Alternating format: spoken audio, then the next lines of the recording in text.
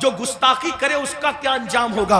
ये दुनिया चंद दिन की है, ये दुनिया चंद लम्हे की है। बंदों की खुशी के लिए अल्लाह को नाराज न करो। वल्लाहु व रसूलुहु अहक्कु अन युर्दू, अल्लाह और उसका रसूल इस बात के ज्यादा हकदार हैं कि उनको राजी किया जाए। आज ये बहस चल रही है कि कौन कब ईमान लाया था, कौन कब ईमान लाया था। मैंने कहा किसी ने कभी भी ईमान लाया था, ईमान तो लाया था ना, हुजूर ने तो माफ किया था ना, हुजूर ने तो चादर में जगह दी थी ना। जिसको रसूलुल्लाह अमान दे दे, जिसको नबी अमान दे दे, उम्मती को हक क्या है उसको अमान से बाहर करने का। आपसे पूछना चाहता हूं, इसलिए मुसलमानों अपनी हैसियत में रहो। आला हजरत इमाम अहमद रजा मुहद्दिस बरेलवी फतावा रज़विया शरीफ में लिखते हैं, आलिमे रब्बानी की तौहीन करने वाला कुफ्र तक जाता है। जब आलिमे रब्बानी की तौहीन करने वाला कुफ्र तक जाता है, जो सहाबा की तौहीन करे, सहाबा को गालियां दे, याद रखना स्टेज पर कुछ भी कहो, कमरे की गुफ्तगू तो अल्लाह सुन रहा है, दिलों का हाल तो अल्लाह देख रहा है। इसलिए उनके लिए दिलों में कीना न रखो, उनके लिए दिलों में अदावत न रखो। मुसलमानों क्या बात है, अगर रसूलुल्लाह ऊंट के चमड़े की नालैन पहन ले तो हम उस नालैन को सर पे रखते हैं। आखिर ऊंट का चमड़ा ना देखा, क्या देखा? रसूलुल्लाह की निस्बत देखी।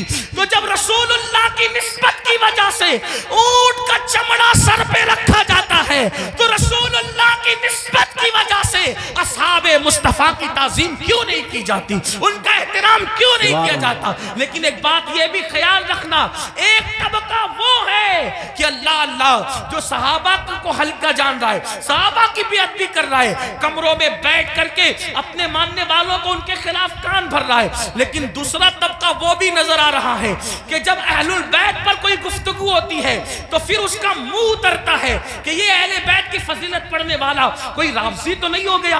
हम कहते हैं अल्लाह के बंदो, अहले बैत की फजीलत पढ़ना राफजियत नहीं है, बल्कि सहाबा की गुस्ताखी करने का नाम राफजियत है।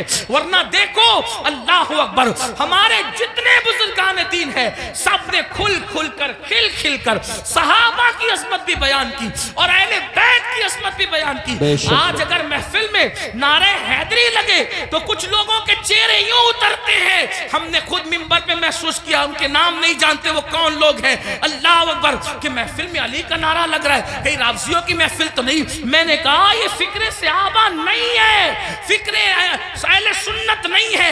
हमारी महफिलों में सहाबा के साथ अली मुर्तजा का नारा लगता था, लगता है और इंशाअल्लाह लगता रहेगा।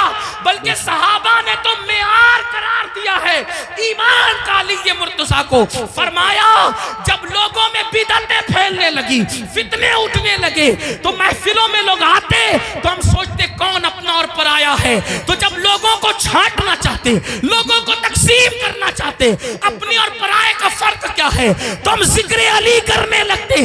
अली का जिक्र सुनकर जिनके चेहरे खिल जाते, समझ जाते ईमान वाला है, जिसका चेहरा उतर जाता समझ जाते कि मुनाफिक। नारे तकबीर, इसलिए नारे जिक्र रिसालत अली करो मगर एहतराम सहाबा के साथ, जिक्र अहले बैत करो एहतराम सहाबा के साथ, सहाबा का जिक्र करो अहले बैत की ताजीम के साथ, क्योंकि ये दोनों रसूलुल्लाह से मंसूब है। बल्कि यूं कह ले हुजूर के इर्द गिर्द सितारे गर्दिश कर रहे, जो गर्दिश घर के अंदर कर रहे उनको अहले बैत कहते हैं, और जो घर के बाहर कर रहे हैं उनको सहाबा कहते हैं। हुजूर की निस्बत का ख्याल करो। आइए अपनी बात को इख्तिताम तक पहुंचाते हुए ये बात अर्ज करूं, मुसलमानों हमने बातें बहुत की, बहुत बातें की, बहुत बातें की। हम सब जगह हैं, अमल के मैदान में नहीं, अमल से कोरे, जिंदगी गुनाहों में डूबी हुई है। याद रखना अल्लाह की बारगाह में हमें और आपको पहुंचना है, अल्लाह को मुंह दिखाना है, अल्लाह की बारगाह में खड़े होना है। आइए आज से पहले कुछ किया, जो किया सच्ची तौबा करें, अल्लाह की तरफ पलटे, अल्लाह की तरफ वापस आए। याद रखिए इंसान जहां जाकर जुर्म का एतराफ करे, जहां जाकर एतराफ जुर्म करने से इंसान की इज्जत घटती है, लेकिन एक मेरे अल्लाह का दर है, जहां आकर इंसान इकबाल जुर्म कर ले तो मेरा अल्लाह इज्जत घटाता नहीं बल्कि इज्जत को बढ़ा देता है। आओ तौबा करो, आज मुहर्रम शरीफ की पहली तारीख है। ये मुहर्रम शरीफ हुर्मत वाला महीना है, हुर्मत वाला, यानी जिन 4 महीनों की हुर्मत अल्लाह ने रोज़ अव्वल से मुकर्रर की है उसमें मुहर्रमुल हराम भी है। और अल्लाह के रसूल अलैहि सलाम की एक हदीस ये है कि रमज़ान शरीफ के बाद सबसे ज़्यादा जिस महीने के रोज़े की अहमियत है वो माह मुहर्रमुल हराम के रोज़े, माह मुहर्रम शरीफ के रोज़े।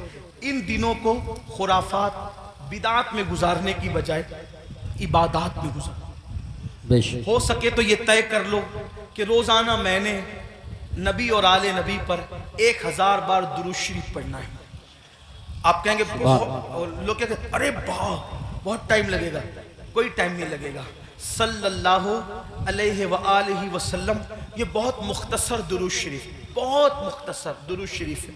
अगर इस दुरूद शरीफ को आपने पढ़ा 1000 बार, सिर्फ 20 मिनट का टाइम लगेगा। 20 मिनट दुरूद शरीफ पढ़ो। उसके बाद जैसा कि आपने पहले भी सुना, सदका दो, खैरात दो। और एक बात आपको कहूँ, इसको भी ध्यान से, कि जो हम खुराफात पर और बिदात पर पैसा खर्चा करते हैं, उस पैसे को उठा के आप वो सादात किराम जो मालदार नहीं है उन पे खर्चा करो, वो उलमाए किराम जो मालदार नहीं उन पे खर्चा करो। इससे क्या होगा? खुराफात और बिदात के बारे में तवज्जो करना। 2 ग्रुप है, एक ग्रुप कहता है जायज, एक ग्रुप कहता है नाजायज। जो ग्रुप जायज कहता है वो भी सिर्फ जायज ही कहता है, ना फर्ज कहता है, ना वाजिब कहता है, ना सुन्नत कहता है, नहीं कहता ना। जो जायज साबित भी कर ले खुराफात को तो सिर्फ जायज ही कह सकेगा, फर्ज नहीं कह सकेगा, वाजिब नहीं कह सकेगा। लेकिन भाइयों, अपने मुसलमान भाई की मदद करना तो अल्लाह ने हम पे फर्ज किया है। बल्कि यहां तक फरमाया कि जब तक तुम अपने मुसलमान भाई की मदद करते रहोगे अल्लाह तुम्हारी मदद करेगा। और आपको बताऊं, खास तौर पे सादात की खिदमत, वो जो मालदार नहीं है, मुस्तहिक हैं, ये नहीं कहता गरीब है, मेरे अंदर इतनी हिम्मत नहीं कि मैं किसी सैयद को गरीब कहूं, लेकिन सादात जो मालदार नहीं है, मालदार अगर आप उनकी खिदमत करें तो होगा क्या? 2-3 बातें सुन ले, बात खत्म करते। हजरत सैयदना अब्दुल्ला इब्ने मुबारक रदी अल्लाह ताला हज को जा रहे थे, हज का इरादा था, और हज के इरादे में आपने ये तय किया कि मैंने हज को जाना है। पूरी तैयारी हो गई, इरादा बन गया हज को जाना। अब्दुल्ला इब्ने मुबारक को पता चला कि मेरे पड़ोस में एक सैयद साहब रहते हैं और वो इस वक्त थोड़ा परेशान हाल है, हालात के सताए हुए और हालात के मारे हुए। तो उन्होंने सोचा कि पड़ोसी है, सैयद हैं, मैं उनके नाना के यहाँ जाऊं, मैं हज के लिए जाऊं और इनको भूखा प्यासा तड़पता बिलकता छोड़ के जाऊं। तो उन्होंने क्या किया, इस साल हज नहीं करेंगे, इंशाअल्लाह आइंदा फिर कभी देखेंगे। हज की पूरी रकम उठाकर उस सैयद साहब को दे दिया और उसके बाद आंसू पोंछते हुए, अब सब्र करते हुए रह गए। जब हज से काफिला वापस आया तो लोग मुलाकात करते थे, तो अब्दुल्ला इब्ने मुबारक लोगों को कहते थे मुबारक हो हज। तो लोग भी कहते थे अब्दुल्ला आपको भी मुबारक हो, आपको भी मुबारक हो। हज़रत अब्दुल्ला इब्ने मुबारक सोचते, या अल्लाह मैं गया नहीं, लेकिन जो आता है मुझे हज की मुबारकबाद देता है। इसी फिक्र में थे, आंख लगी तो ख्वाब में गैब से निदा आई। कोई कहने वाला कहता है, अब्दुल्ला इब्ने मुबारक, तूने मेरे नबी के शहजादे की मदद के लिए हज को मुलतवी कर दिया तो तेरी ये अदा इतनी पसंद आई कि हमने तेरा हम शक्ल एक फरिश्ता पैदा किया है जो क़यामत तक तेरी तरफ से हज करता रहेगा और उसका सवाब तुझे मिलता रहेगा। सुभान अल्लाह, सुभान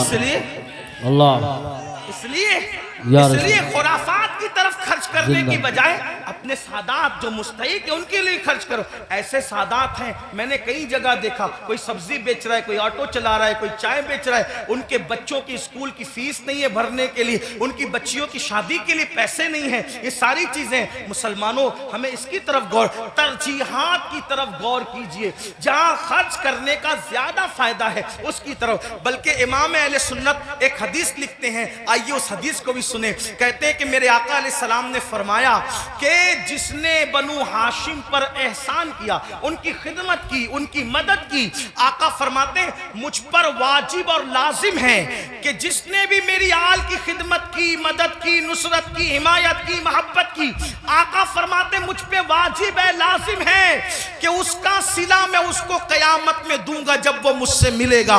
ये हदीस लिखने के बाद मेरे इमाम कहते हैं जिसका मफहूम ये, सुन्नियों दौड़ो और सादात की खिदमत कर लो, इसलिए कि नबी किस किस को मिलेंगे, किस किस को ना मिलेंगे अलग उन्वान है, लेकिन जिन्होंने आले नबी की खिदमत की होगी उससे मिलने का वादा मुस्तफा जाने रहमत फरमा रहे हैं। गोया के और लोग हुजूर को ढूंढेंगे और हुजूर अपनी आल की खिदमत करने वाले को सिला अता फरमा रहे होंगे, लिका का शरफ अता फरमा रहे होंगे। इसलिए मेरी गुजारिश है, हमने अपने पैसों को, रुपयों को बहुत ज़ाय किया खुराफात पर, बिदात पर।